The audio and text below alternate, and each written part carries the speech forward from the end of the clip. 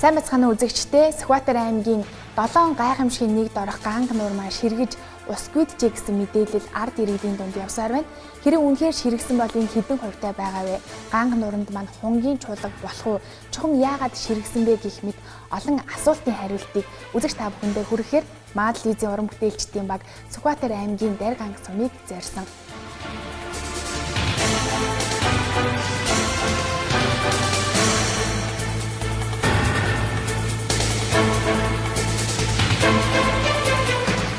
Ганг нуур маань баруун тал нь эсний хүртэл одоо дүүрэн, зүүн тал нь орхихын булаг дүүрэн, энэ орчны сав газраа дүүрэн мэлтэлцэж байсан. Ганг нуурыг ийм болсон гэж бодоогүй. Бараг 90% байх болсон байна. Сүүлийн 3 жил их хурдтайгаар одоо талбай хэмжээ багасаад ер нь бол том хүнд байдалтай байгаа.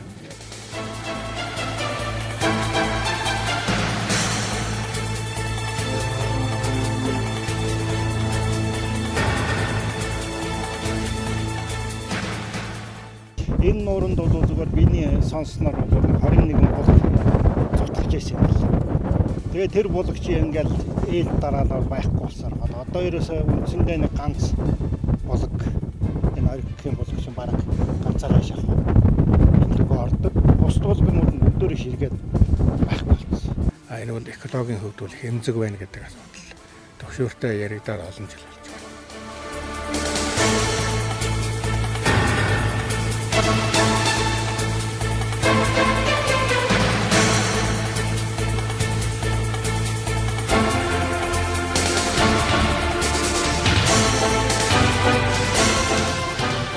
Нуурны шавар одоо ус шүүрдэг цэгээс нэг 90 санжийн зузаан зарим газараа магадгүй 70 байж магадгүй. Ер нь ингээд даг дарцсан нь үний юм байна.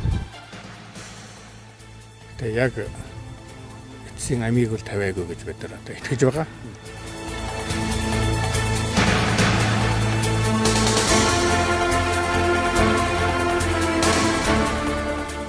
Бодит байдалтай танилцахад ганг нуурын маань талаас илүү хувийн ширгэж ус гүйцсэн байна. Нэгэн ширгсэн байгаа энэ нуураа бид аварч чадах болов? Та бидний бэлтгэсэн нэвтрүүлгээс үзэж сонирхно. Сүхбаатар аймгийн Дайр ганг сумын төвөөс 12 км-т орших салхины нүүдлээс үүссэн хурмал эсэнд хаагдж тогтсон нэгэн нуур байх ба үүнийг ганг нуур гэдэг. Ганг нуур нь 4 км талбайтай нуур. Ганг гэдэг нь үрд ширгэшгүй, ундран оргилдог, мөнх гэсэн утгатай. Жил бүрийн үдийд зүүн бүс нутагт 100 намрыг үдсэн шувууд дулаан орноо зорхоор ганг нуурт цугладаг уламжлалтай. Гэтэл цэлэлзэн мэлтийх нуурын ус биднийг угтаж авсангүй. Ууршиж хатсан, ургамал усгүй ганг нуур нүдний өмнө мэлтий. Би энэ нутагт төрж өссөн, ажиллаж амьдэрсэн хүний хувьд ганг нуур ямар байсан, ямар болсон өөрийн бодлыг дараачийн энэ талаар санаа сэтгэлээ чилээж явдаг мэрэгжлийн хүмүүст бас бодит үннийг ойлгуулаасаа гэж бодож явдаг хөө. Тэгэхээр ганг нуур бол мэдээч хэрэг зөвхөн ганг нуурын шугамын урт нь бол юу байсан шүү дээ. 6.2 км. Өргөн 1.6 км, уртаашаа эн чинь 2.2 чивлүү км. Тийм хэмжээтэй. Тийм сайхан нуур юм штэ. Тэгээд сүүлийн үед ширгсээр ер нь жоохон одоо бол тойрон болчихлоо. Энд хунгийн чуулгаас ахуулаад энэ нүүдлийн бүх шууд дайрч өнгөрдөг үнэн хүү гайхамшигтай үзэсгэлэнтэй тийм сайхан байгаль байж билээ. Гэтэл одоо өнөөдөр 21 булгаас нь ганцхан орхихын булаг маань л үлдээд одоо орхихын булгаас ундраг авсан өчүүхэн жоохон шалвааг мэт юм л үлдсэнд нь олон шувууд суугаад байгаа ч гэсэн үнэн хүү урдах нууран дурсах мэтэр ганган гунгунж гунигтай дуу сонсогдож байна да. Намрын одоо нэг ид хонд шуулах үед одоо энэ усгүй газар яах вэ? Тэр чинь хэдэн мянгаар ярина шүү дээ. Зүгээр 1,000 гэх биш. Хэдэн мянгаараа дамжаал тэгэл явдаг. Тэгэхээр тэр л хамгийн сэтгэл зовж байгаа. Ганг нуур маань бол олон улсын 10 сарын гэрээнд багтсан шуудад ээлтэй усх намрах газар гэдгээр юм бол Арам сарын гэрээнд орсон багтсан газар. Мөн түүнээс гадна бол Молцог элсэнд Молцог элсний хурмал элсний одоо зүүн захад тогтсон цэнгэг уст нуур байсан. Одоогийн байдлаар бол нуур маань бол одоо гадны нөлөөл байгалийн давтамж бүхэл зүйлээс одоо нөлөөлж ингэж бол аюулын харанга дэлдээд байна. Би бас ган нуурыг ийм болцсон гэж бодоагүй. Бараг 90% байхгүй болцсон байна. Жилээс жилд жижигрэх жаахан буурал ижимин гэж бид дуулдаг. Жилээс жилд энэ л нураа зорин ирэхэд ширхсээр ийм болжээ. Энэ жил даанч явдаа гэсэн шиг гангийн нур хатжээ. Бид нодлон зорж ирэхэд ийм л байгааг өмсөн.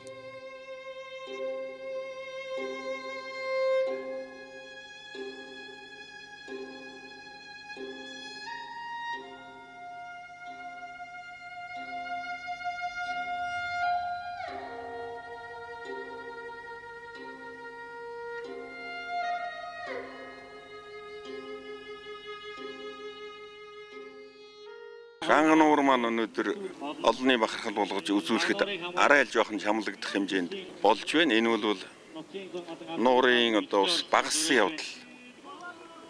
Үнэндээ бол одоо хонгийн шуулга ирээд энэ намрын шуулган хонгийн шуулган болно гэхэд тэр олон хон багтах уу юу гэдэг дээр л яригдж байна шүү дээ. Одоо голд нь байгаа хон өрөөсөө хөлөө өргөд өрөөсөө хөл дээр зогсож байна шүү дээ. Ийм хэмжээнд усвал одоо тийм гүйхэн болсон байна. 21 булаг энэ рүү орсож ирсэн. Өчигдрийн байдлаар бол бид нар бүгдийг тойрч үзэхэд 3 булаг 2 нь бол гайгүй орсож байна. Бусд нь тэгээд бараг орсохгүй. Ган нуур маань 2007 оны 4-р сарын 27-28-ны өдөр 103 аймгийг хамарсан маш хүчтэй тийм цасан ба шорон шуурсан юм а. Тэр үеэр одоо олон малч яасан эрсцэн эрдэд хүний амь насч үргэцэн. Энэ үед яг ган нууранд одоо маш их олон мал сүрэг үхэж өргөдөж одоо ган нуурт ягсан энэ үеэр одоо тухайн үеийн одоо дарингийн байгалийн зохицох газар болон хамгаалтын захиргаанаас бол манайханд бол мэдээлэл өгчээсэн. Ган нуур маань ер нь өрөмтчихсэн байна. Элсээр өрөмтчихсэн байна. Сахиад мөж яриад. Тэгээд тэрнээс хойш одоо бид нар бол одоо ган нуурыг бол тухайн үед тэр шуурганы гохидыг бол арилгасан байгаа. Мөн одоо тэр элсээр нүүсний дараагаар бол одоо элс нь өрөмтөд одоо доошоо буугаад тэгээд замгч нөхцөл үнцэндээ үссэн. Тэгээд 2007 оноос хойш бол ган нуур бол ширэх процесс нь хурдтай маш хурдтай явагдаж гисэн.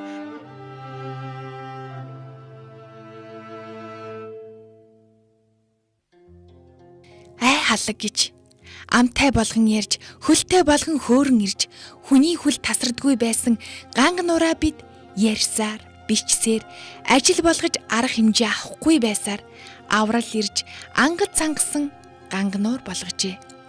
Учир юунд байна? Хинээс болов? Юунаас болов?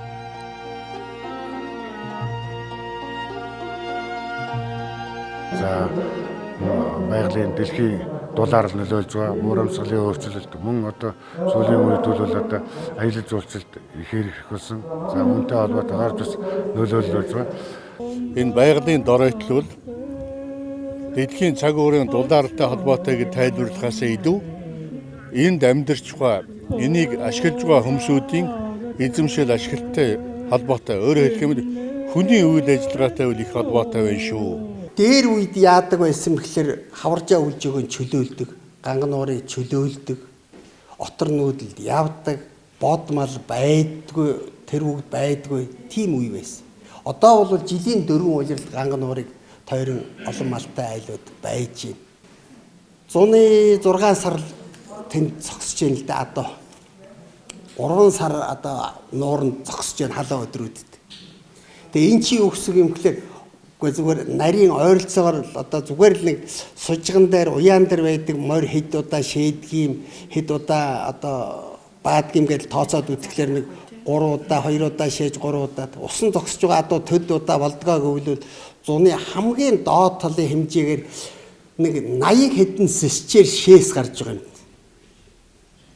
Ойролцоогоор хамгийн багаар байна. За нэг 100-аад чиргүүлтэй 30-аар 6 тонноор 5 тонноор бодож шít 10 тонн. Тим адууны баасаар яаж. Тэгээд шороотойгоо холилдоод тэгээд ерөөсө булагдаж бохирдсан. Тэр ганга нуурыг хамгаалах явдлууд зөвхөн хэдэн малчны тухай асуудал биш. Тэрнээс гадна ийм нэг зураг байна. Энэ ганга нуурын мөсөн дээр тогтсон энэ 2003 оны зураг байна уу? Энэ ойролцоогоор 10 см элсэн гэж тогтсон юм. Орчных нь унган ургамал байхгүй болоод хөрсөн нэвдрээд тэгээд өнгө хөрсний эвдрэл болоод шуурга тэгэхээс элс нүүгээд ирсэн юм биш. Өнгө хөрсийг эвдээд элс болгоод тэр элсэн шуураад гангыг ингэж дарсан. Хүмүүсийн оюун санаанд гангыг ашиглаж байгаа хүмүүст тэр энэ ус нутгаа хайрлах тэр оюун санааных нь ертөнцид тэр соён гэгэрүүлэх ажил ихлээд явуулах хэрэгтэй гэж бодоод байгаа юм л да. 7 сараас хойш бороо ороогүй мэн тус суманд. Тэгэхээр цаг уурын нөлөөлөл дэлхийн дулаар л бас энэхүү нуурыг ширэхэд нөлөөсөн гэдгийг ард иргэд ярьж байгаа. За мөн хүний зохисгүй үйлдэл энд бас багахан гэсэн одоо нөлөөсөн гэдгийг хэлж байсан. Тэгэхээр бид яг одоо энэхүү нуурыг ширэгсэн байгааг одоо аварч болох уу гэдгийг мэрэгжлийн багийн яриаг үзэж та бүхэнд хүргэе. Энэ нуурын хамгаалах асуудлыг бол зөвхөн нэг даргын сумын хөдөлмөрчд юм уу даргинчдын асуудал биш болжээ. Ер нь энэ нутгийг хайрлах, хамгаалах энэ сайхан юмны талаар өнгөрсөн жил би өөрийнхөө нөхдөйгөө хамт ирж зориуд геологийн ажил хийхгүй болохгүй юм байна. Юуны урд гидрогеологийн маш сайн судалгаа хий гэж. Тэгэхээр ганга нуур бол өөрийнхөө геологийн тогтцоороо бол одоо нэг зүүн хойноос баруун урагшаа чиглэсэн газрын том хагарлыг дагсан ийм бүс юм. Тэгээ энэ хагарлын урд талынх нь бол одоо молцог байгаа юм. Тэгэхээр энэ гангийн хэдэн нууруудыг тижээж ийдэг гол усны хадгаламжийн сав нь бол энэ элс нэгдүгээр. Хоёрдугаар тэр гүний хагарлыг дагсан хагарлын ус байгаа. За энэ бол горих булгууд нь. За дээр нь одоо сүүлийн үед бидэнд зүгээр тохиолдлоор нэг амралтын газар Гангар-хон гэдэг амралтын газар худаг өрөмцөн чинь одоо арццаа усгарч чад байна. Тэгэхээр ер нь ганга нуурыг сэлбэх асуудал дээр хэд хэдэн вариант ярьж байгаа л да. Зарим нь одоо лагийн хусын тэгээд булгных нь эхийг хамгаалын энтер гэж. За тэртээ тэргүй булгийн эхийг хамгаалахаас өөр арга байхгүй. Лагийн усна гэдэг бол бас их ослоо. Тийм учраас лаг гусгийнхаа оронд усаар тэтгэе гэдэг ийм арга хэмжээ авах хэрэгтэй юм. Ер нь өнөөдрийн одоо ганга нуурын хувьд бол ер нь усных нь толионы нэг 80-90% нь бол гатсан байна. Бид голдон ортол явлаа. Тэгээ энд нэг харин нутгийн улсууд нэг нүх ухсан байна. За тэр нүхнээс бол нуурны шавар одоо ус шүүрдэг цэгээс нэг 90 санжийн зузаан зарим газараа магадгүй 70 байж магадгүй. Ер нь ингээд лаг дарцсан нь бол үний юм байна. За энэ лаг дарсантай холбогдуулаад лагийн зайлуулна гэхэд чухам дороос нь усных нь хадгалах бас тийм гадаргууг устгахгүй гэж айж байна. За энэ бүгдээс үзээд ер нь хамгийн түрүүний хийх ёстой ажил бол ганга нуурын тижээж байгаа хэдэн булгийн эхийг үлвэл мал оруулахгүй бүрийн хамгаалтанд авахаас өөр арга алах ядахтаа 3-5 жилийн хугацаанд. Тэгээд нуураа дүүргэсний дараа ярина үхэсвэр нуураа дүүргэхээс өмнө одоо энэ асуудал гарахгүй. Хоёр дахь нь тэр артизаа ус байна уугүй юу гэдэг тэр гидрогеологийн маш нарийн судалгаа хийх хэрэгтэй байна. Энэ үлвэл геофизик гидрогеолог хавсарсан их өртөгтэй ийм л ажил тавигдахаас өөр арга алга. Тэгэхээр бид ганга нуураа бол усаар тэжээх асуудал бол ганга нуураа хөрсөнд ойролцоо усанд хамааралгүй гүний усаар тэжээх энэ эрүүл хайгуулын ажил хийх хэрэгтэй байгаа юм.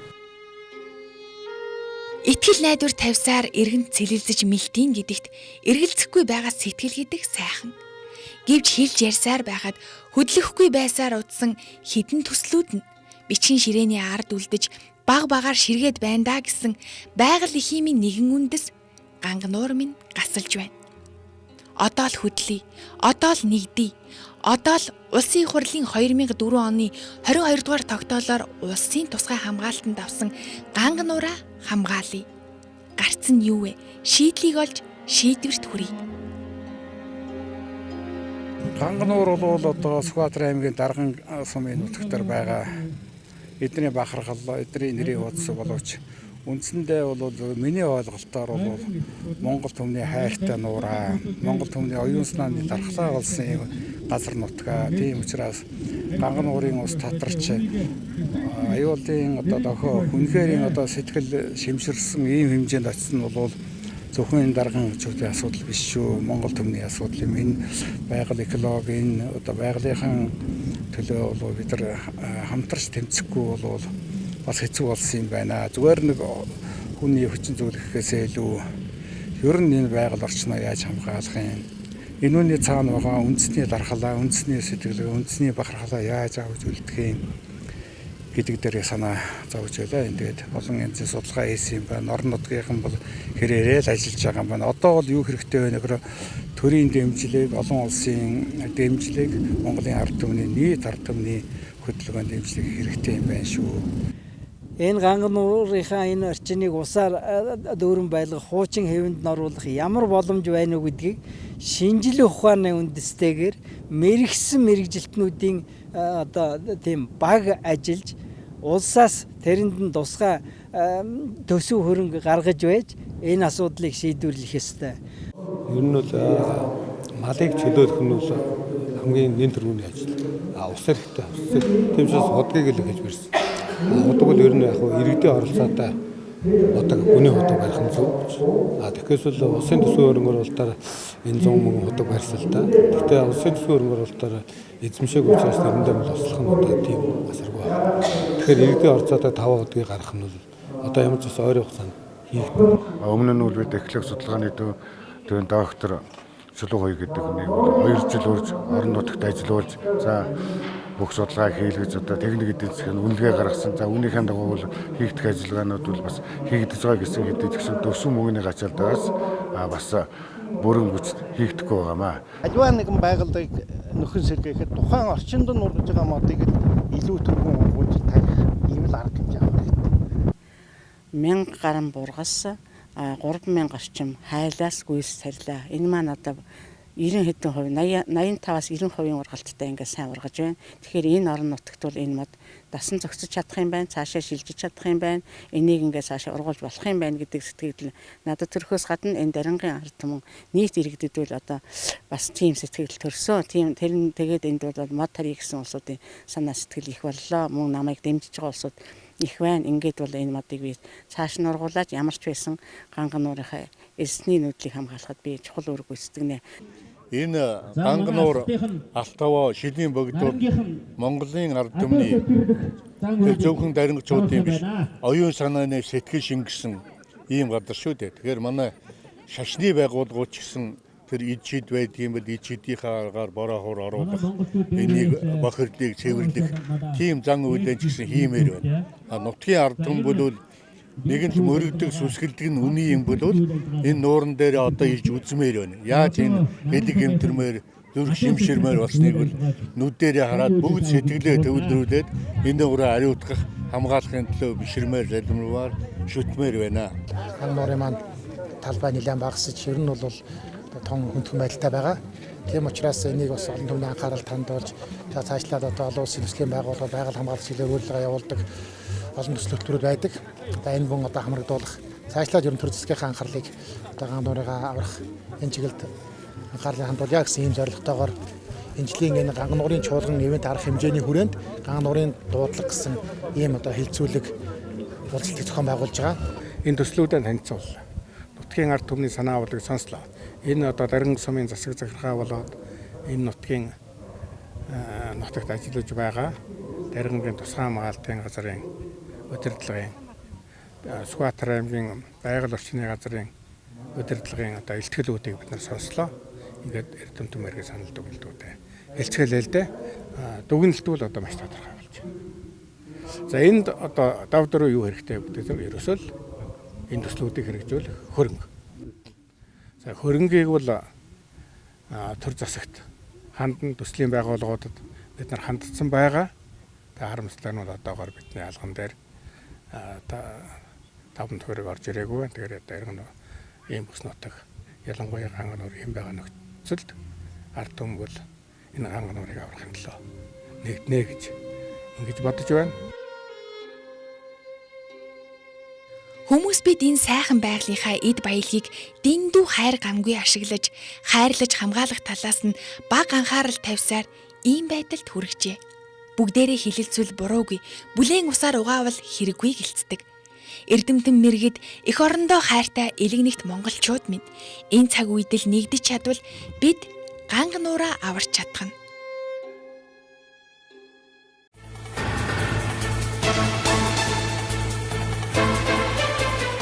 Ер нь бол малыг чөлөөлөх нь бол хамгийн нэн төрөний ажил.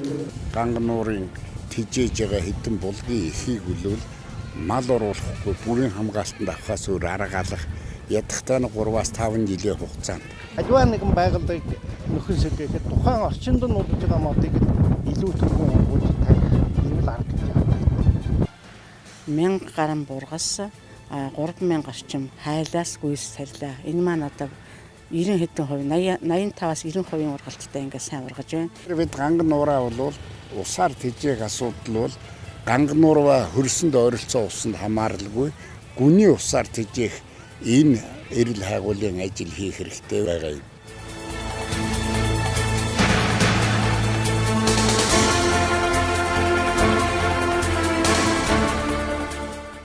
Байгаль хамгаалал гэдэг бол зөвхөн тэр нутгийнхны бус түүгээр аялсан зорчсон хүн болгоны үүрэг байх учиртай эх орныхоо үзэсгэлэнт байгалийн нэгэн хэсэг болсон Ганган нуураа аварцгаая гэж уриалмаар байна. Монгол хүн амныхаа бэлгээр гэдэг Ганган нуурмаар сэргэж гангар хүн чуулна гэдэг сайхан ерөөлөөр энэхүү нэвтрүүлгээ өндөрлөв.